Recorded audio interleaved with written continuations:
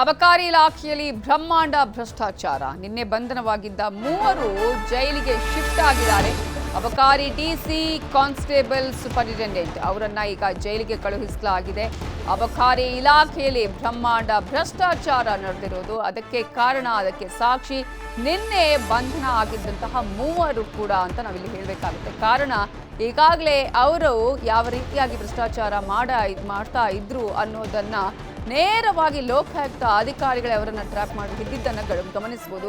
3 ನಿನ್ನೆ ಬಂಧನಕ್ಕೊಳಗಾಗಿದ್ರು, ಅವರನ್ನ ಜೈಲಿಗೆ ಶಿಫ್ಟ್ ಮಾಡಲಾಗಿದೆ. ಅಬಕಾರಿ ಡಿಸಿ, ಕಾನ್ಸ್ಟೇಬಲ್, ಸೂಪರಿಂಟೆಂಡೆಂಟ್ ಜೈಲಿಗೆ ಈಗ ಅವರನ್ನು ಕಳುಹಿಸಲಾಗಿದ್ದು, ಅಬಕಾರಿ ಡಿಸಿ ಜಗದೀಶ್, ತಮ್ಮಣ್ಣ ಹಾಗೆಯೇ ಕಾನ್ಸ್ಟೇಬಲ್ ಲಕ್ಕಪ್ಪ ಅವರನ್ನ ಜೈಲಿಗೆ ಕಳುಹಿಸಲಾಗಿದೆ. ತಡರಾತ್ರಿವರೆಗೂ ಲೋಕಾಯುಕ್ತ ಅಧಿಕಾರಿಗಳು ವಿಚಾರಣೆಯನ್ನ ನಡೆಸಿದ್ದಾರೆ.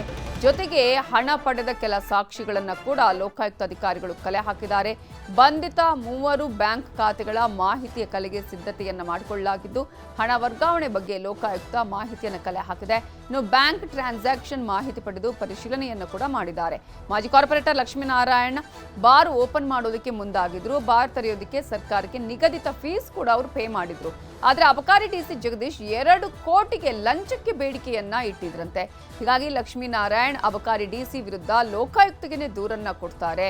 ದೂರನ್ನ ಕೊಟ್ಟಂತಹ ಹಿನ್ನೆಲೆಯಲ್ಲಿ ನಿನ್ನೆ ಜಗದೀಶ್ ಅವರು 24 ಲಕ್ಷ ರೂಪಾಯಿ ಹಣವನ್ನ ಸ್ವೀಕರಿಸುವ ಸಂದರ್ಭದಲ್ಲಿ ಲೋಕಾಯುಕ್ತ ಬಲೆಗೆ ಬಿದ್ದಿದ್ದಾರೆ. ಬ್ಯಾಗ್ ಅಲ್ಲಿ ಹಣ ತುಂಬಿಕೊಂಡು ಹೋಗುವಾಗ ಅಬಕಾರಿ ಇಲಾಖೆ ಡ್ರೈವರ್ ಲಕ್ಕಪ್ಪ ಸಿಕ್ಕಿಬಿದ್ದಿದ್ದಾನೆ. ಬಾರ್ ಲೈಸೆನ್ಸ್ಗೆ ಲಂಚ ಕೇಳಿದ ವಿಚಾರಕ್ಕೆ ಸಂಬಂಧಪಟ್ಟ ಹಾಗೆ ಅಬಕಾರಿ ಭವನದ ಕಚೇರಿಯಲ್ಲೇ ಲೈಸೆನ್ಸ್ ಡೀಲ್ ನಡೆದಿತ್ತು. ಈ ಡೀಲ್ ವೇಳೆ ಅಬಕಾರಿ ಸಚಿವರ ಹೆಸರು ಕೂಡ ಪ್ರಸ್ತಾಪ ಆಗಿತ್ತು. ಬಾರ್ ಲೈಸೆನ್ಸ್ಗೆ ಈಗ ಲಂಚ ಕೇಳಿದ್ದು 2 ಕೋಟಿ ಲಂಚದ ವಿಚಾರ. ಅಬಕಾರಿ ಭವನದ ಕಚೇರಿಯಲ್ಲೇ ಎಲ್ಲ ಡೀಲಿಂಗ್ ಕೂಡ ಆಗಿದ್ದು, ಅದರಲ್ಲೂ ಪ್ರಮುಖವಾಗಿ ಡೀಲ್ ವೇಳೆ ಅಬಕಾರಿ ಸಚಿವರ ಹೆಸರು ಕೂಡ ಪ್ರಸ್ತಾಪ ಆಗುತ್ತೆ. ಲೋಕಾಯುಕ್ತ ಅಧಿಕಾರಿಗಳ ಮುಂದೆ ಹೆಸರು ಪ್ರಸ್ತಾಪ ಆಗಿದ್ದು, ಈ ಮೂಲಕ ಇದೀಗ ಸಚಿವರಿಗೆ ಸಂಕಷ್ಟ ಎದುರಾಗುತ್ತಾ ಅನ್ನುವಂತಹ ಪ್ರಶ್ನೆ ಕೂಡ ಇದೆ. ಲಂಚಕ್ಕೆ ಬೇಡಿಕೆ ಇಟ್ಟಂತಹ ಆಡಿಯೋದಲ್ಲಿ ಹಾಗಾದ್ರೆ ಏನಿದೆ ಕೇಳಿ.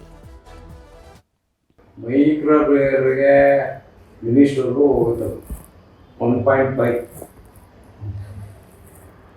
ನಿಮಗೆ ಇರೋ ಪ್ಯಾಕ್ಸ್ ಕೊಡಿ ಏನು ನಡೀತಿದೆ ಅಂತ. ಏನೋ ಒಂದು 25 ಕಮ್ಮಿ ಮಾಡ್ಕೊತಾರೆ,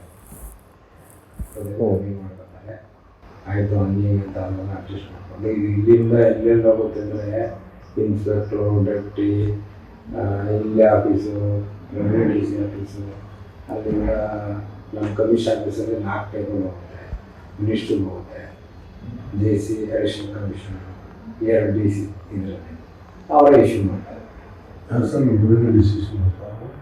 ಕಮಿಷನರೇ ಇಶ್ಯೂ ಮಾಡ್ಕೊಳ್ತಾರೆ.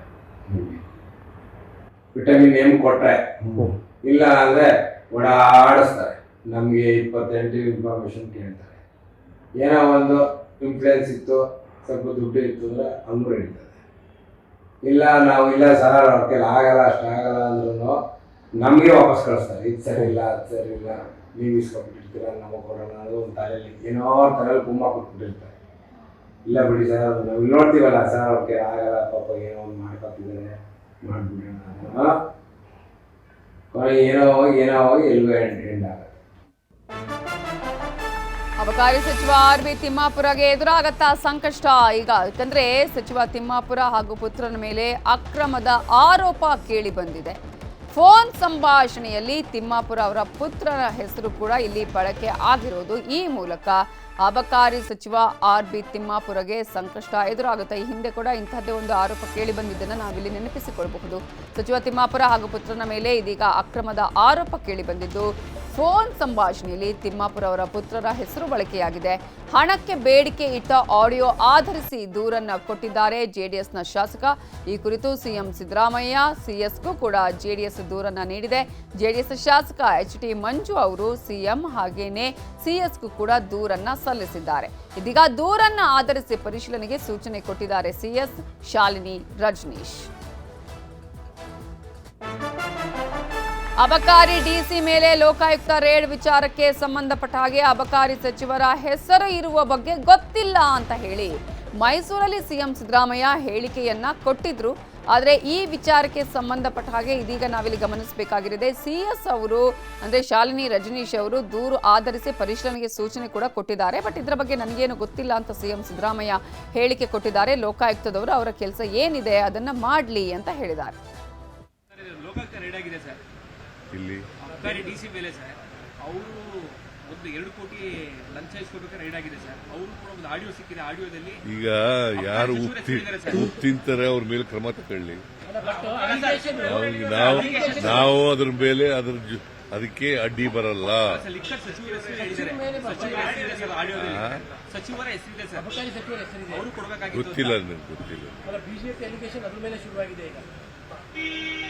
ಭ್ರಷ್ಟಾಚಾರ ನಡೀತಾ ಇದೆ ಇಷ್ಟರ ಮಟ್ಟಿಗೆ. ಲಿಕ್ಕರ್ ಸಚಿವರು ಅದನ್ನ ಈಗ 40% ಕಮಿಷನ್ ತಗೋತಾರೆ ಅಂತ ಯಾರು ಹೇಳುದು? ಕೆಂಪಣ್ಣ ಅಲ್ಲ. ಅಬಕಾರಿ ಇಲಾಖೆಯಲ್ಲಿ ಬ್ರಹ್ಮಾಂಡ ಭ್ರಷ್ಟಾಚಾರದ ಬಗ್ಗೆ ಸರ್ಕಾರದ ವಿರುದ್ಧ ಬಿಜೆಪಿ ನಾಯಕರು ಕಿಡಿಕಾರಿದ್ದಾರೆ. ವಿಪಕ್ಷ ನಾಯಕ ಅಶೋಕ್ ಮಾತನಾಡಿ, ಸರ್ಕಾರ ಭ್ರಷ್ಟಾಚಾರದ ಹೊಳೆಯಲ್ಲಿ ಮಿಂದು ಏಯ್ತಾ ಇದೆ. ನಿನ್ನೆ 25 ಲಕ್ಷ ಲಂಚ ಪಡೆಯುವಾಗ ರೆಡ್ ಹ್ಯಾಂಡ್ ಆಗಿ ಅಬಕಾರಿ ಅಧಿಕಾರಿಗಳು ಸಿಕ್ಕಿಬಿದ್ದಿದ್ದಾರೆ. ಇದಕ್ಕೆ ನೇರ ಕಾರಣ ಸಿದ್ದರಾಮಯ್ಯ ಅಂತ ಹೇಳಿದ್ದಾರೆ.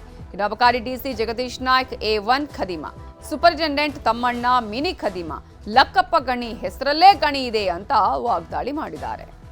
ಅಬಕಾರಿ ಉಪ ಆಯುಕ್ತ ಜಗದೀಶ್ ನಾಯಕ್ ಮೇನ್ A1 ಖದೀಮ, ಸೂಪರಿಂಟೆಂಡೆಂಟ್ KM ತಮ್ಮಣ್ಣ A2 ಅವನು ಮಿನಿ ಖದೀಮ, ಕಾನ್ಸ್ಟೇಬಲ್ ಪೊಲೀಸರೇ ಕಳ್ಳರು. ಈಗ ಇನ್ನೊಂದು ಕಳ್ಳರು ಸೇರ್ಕೊಂಡ್ರು ಅಬಕಾರಿ ಇಲಾಖೆಯ ಪೊಲೀಸರು. ಲಕ್ಕಪ್ಪ ಗಣಿ, ಅವನ ಹೆಸರೇ ಗಣಿ ಲೂಟಿ. ಇವರು 3 ಜನ ಸೇರ್ಕೊಂಡು ಇವತ್ತು ಲಂಚವನ್ನು ಪಡೆದಿರೋದು ರೆಡ್ ಹ್ಯಾಂಡಾಗೆ ಸಿಕ್ಕಾಕೊಂಡಿದೆ. ಇವತ್ತು 750 ಇಂಟು 1.5 ಕೋಟಿ ಅಂತ ಹೇಳಿದ್ರೆ 1225 ಕೋಟಿ. ಇದೇ ವಿಚಾರಕ್ಕೆ ಸಂಬಂಧಪಟ್ಟ ಹಾಗೆ ಇನ್ನಷ್ಟು ಡೀಟೇಲ್ಸ್ ಅನ್ನ ಕೊಡೋದಕ್ಕೆ ನಮ್ಮ ರಿಪೋರ್ಟರ್ ಕಾರ್ತಿಕ್ ನೇರ ಸಂಪರ್ಕದಲ್ಲಿ ಜಾಯ್ನ್ ಆಗಿದ್ದಾರೆ. ಕಾರ್ತಿಕ್, ಈಗಾಗಲೇ ಸರ್ಕಾರದ ಮೇಲೆ ಜೊತೆಗೆ ಕೂಡ ಅಬಕಾರಿ ಸಚಿವರ ಮೇಲೆ ಒಂದು ಆರೋಪ, ಅವರ ಹೆಸರೇ ಈಗ ಕೇಳಿ ಬರ್ತಾ ಇರುವಂತದ್ದು ಈ ಒಂದು 3 ಬಂಧನದ ಸಂದರ್ಭದಲ್ಲಿ ಇದೀಗ ಯಾವ ರೀತಿಯಾಗಿ ರಾಜಕೀಯ ಸ್ವರೂಪವನ್ನ ಇದು ಪಡೆದುಕೊಳ್ತಾ ಇದೆ, ಜೊತೆಗೆ ಯಾವ ರೀತಿಯಾದ ಬೆಳವಣಿಗೆಗಳು ನಡೀತಾ ಇದೆ?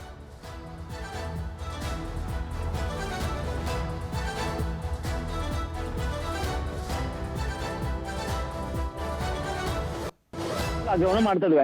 ಈ ಒಂದು ಆಡಿಯೋ ಪ್ರಕರಣ ಏನಿದೆ ಇದು ಕಳೆದ ವರ್ಷ ವೈರಲ್ ಆಗಿತ್ತು.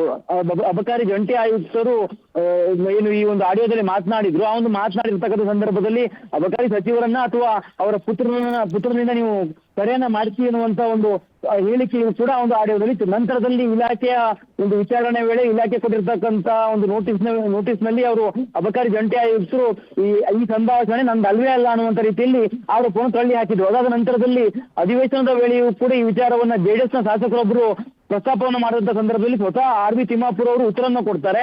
ಈ ಒಂದು ಆಡಿಯೋದಲ್ಲಿ ಇರ್ತಕ್ಕಂತ ಹೇಳಿಕೆ ನಂದು ಅಲ್ವೇ ಅಲ್ಲ ಅಥವಾ ಆ ಒಂದು ಸಂಭಾಷಣೆ ನಾನು ಮಾಡೇ ಇಲ್ಲ ಅನ್ನುವಂಥದ್ದನ್ನ ಜಂಟಿ ಆಯುಕ್ತರು ಅಂದ್ರೆ ಉತ್ತರವನ್ನು ಕೊಟ್ಟಿದ್ದಾರೆ. ಜೊತೆಗೆ ಈ ಒಂದು ವಿಚಾರಕ್ಕೆ ಸಂಬಂಧಪಟ್ಟಂತೆ ಯಾರು ದೂರುದಾರರು ಇಲ್ಲದೆ ಇರತಕ್ಕಂತ ಕಾರಣಕ್ಕಾಗಿ ಈ ತನಿಖೆಯನ್ನು ನಾವು ಮುಂದುವರಿಸೋದಕ್ಕೆ ಆಗೋದಿಲ್ಲ ಅನ್ನುವಂತ ಒಂದು ಉತ್ತರವನ್ನ RV ತಿಮ್ಮಾಪುರ ಅವರೇ ಸದನದಲ್ಲಿ ಕೊಟ್ಟಿರ್ತಾರೆ.